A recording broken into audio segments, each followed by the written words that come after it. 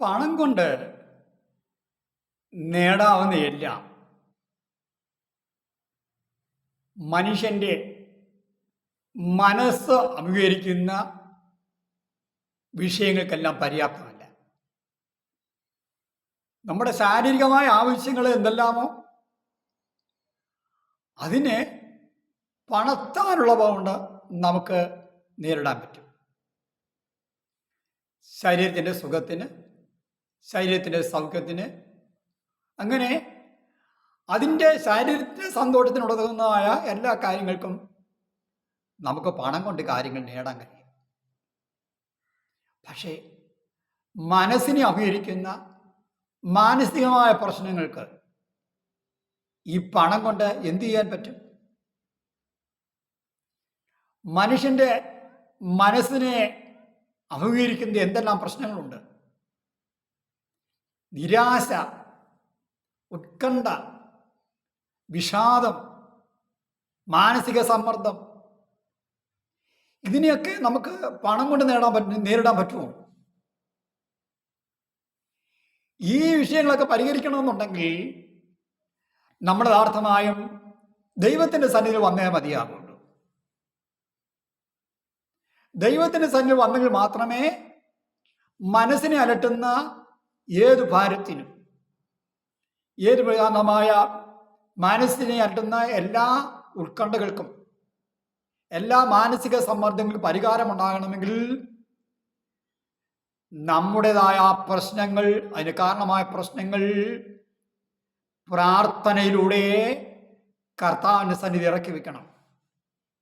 യേശു കർത്താവിൻ്റെ സന്നിധി മാത്രമാണ് നമ്മുടെ മനസ്സിൻ്റെ ആശ്വാസത്തിനും, മനസ്സിൻ്റെ സന്തോഷത്തിനും, മനസ്സിന് സൗഖ്യത്തിനും യഥാർത്ഥമായ ഇടം. വലിയവനാകുന്ന കർത്താവിൻ്റെ സന്നിധിയിൽ കടന്നു വന്നാൽ നമ്മുടെ മനസ്സിൻ്റെ എല്ലാ ഭാരങ്ങളിൽ നിന്നും, വിഷമങ്ങളിൽ നിന്നും, ക്ലേശങ്ങളിൽ വിടുതൽ പ്രാപിക്കാൻ കഴിയും.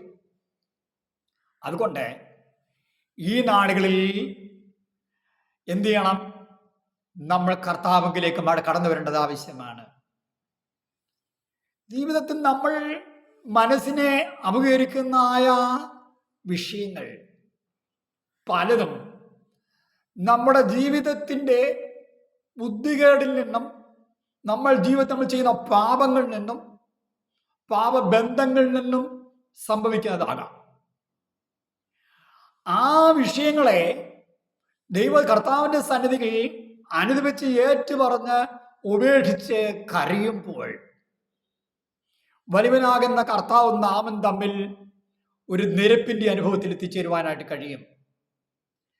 കർത്താവ് നമ്മുടെ ലംഘനം ക്ഷമിച്ചും പാപം മറച്ചും തരുമ്പോൾ നമ്മുടെ ലംഘനങ്ങളും പാപങ്ങളും എല്ലാം ക്ഷമിച്ചും ഒരു ആശ്വാസം ഉണ്ടാകുകയും വലിയവനാകുന്ന കർത്താവ് നമ്മുടെ മനസ്സിനെ സൗഖ്യമാക്കുകയും ചെയ്യുന്നു. പ്രിയമുള്ളവരെ, ജീവിതത്തിൽ നമ്മൾ മറ്റുള്ളതായ ആളുകളുമായുള്ള കൂട്ടുകെട്ടിൽ നിന്ന് സംഭവിക്കുക, നമ്മുടെ ബുദ്ധികേടിൽ നിന്ന് സംഭവിക്കുന്നത്, നമ്മുടെ ജീവിതത്തിലെ ദ്രുതഗതിയിൽ നിന്ന് സംഭവിക്കുന്നത് പലതും നമ്മെ ഊരാക്കുടുക്കിൽ കൊണ്ടെത്തിക്കും.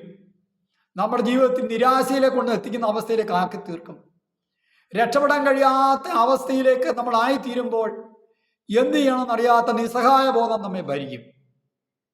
ഇതിന് പരിഹാരം മാനുഷികമായി ആരും കൂടെ കാണുകയില്ല. അതുവരെ ഉണ്ടായിരുന്നവരൊക്കെ അവസ്ഥ നമ്മെ കൈവിട്ടു പോകും. എന്നാൽ യഥാർത്ഥമായും കൈവിടാത്തവനായി, നമ്മെ സഹായിക്കുന്നവനായി, നമ്മെ രക്ഷിക്കുന്നവനാകുന്ന ഒരു കർത്താവുണ്ട്, യേശു കർത്താവ്. യേശു കർത്താവിലേക്ക് യഥാർത്ഥമായി താങ്കൾ കടന്നു ചെല്ലുമെങ്കിൽ, താങ്കളുടേതായി നീറുന്ന വിഷയത്തെ, ഭാരപ്പെടുന്ന വിഷയത്തെ കർത്താവിന് അർപ്പിച്ച് പ്രാർത്ഥിക്കുന്നെങ്കിൽ, ഒരു ഹന്നായെ പോലെ നിലവിളിച്ച് കരഞ്ഞ് പ്രാർത്ഥിക്കുന്നെങ്കിൽ ഉത്തരം വലിയവനാകുന്ന കർത്താവിൻ്റെ സന്നിധിയിലുണ്ട്. മറുപടി കർത്താവിൻ്റെ സന്നിധിയിലുണ്ട്. അതിനുള്ള വഴികൾ കർത്താവ് തന്നെ തുറക്കുക തന്നെ ചെയ്യും. ദൈവത്താൽ തുറക്കപ്പെടുന്ന വാതിൽ ആർക്കും അടക്കാൻ കഴിയത്തില്ല. ദൈവത്താൽ അടക്കപ്പെട്ടതായ വാതിൽ ആർക്കും തുറക്കാനും പറ്റത്തില്ല. അതുകൊണ്ട് കർത്താവിലേക്ക് കടന്നു വാ. തകർന്ന നുറുങ്ങിയിരിക്കുന്ന ഹൃദയത്തെ ദൈവമേ നീ നിരസിക്കുകയില്ല. അതുകൊണ്ട് ഈ നാടുകളിലുള്ള പീഡയും ധന്യന്മാരുടെ ദീർഘശ്വാസം നിമിത്തം ഇപ്പോൾ ഞാൻ എഴുന്നേൽക്കും, രക്ഷയ്ക്കായി കാക്ഷിക്കുന്നതിനെ അതിലാക്കുമെന്ന് സൈന്യങ്ങളുടെ ദൈവമായ യഹോവ അരുളി ചെയ്യുന്നു. അവിടെ ഇപ്പോഴാകും സുപ്രസാദകാലം, ഇപ്പോഴാകുന്ന രക്ഷാദിവസം. കർത്താവെങ്കിലേക്ക് കടന്നു വാ. കർത്താവ് താങ്കളെ അനുഗ്രഹിക്കും.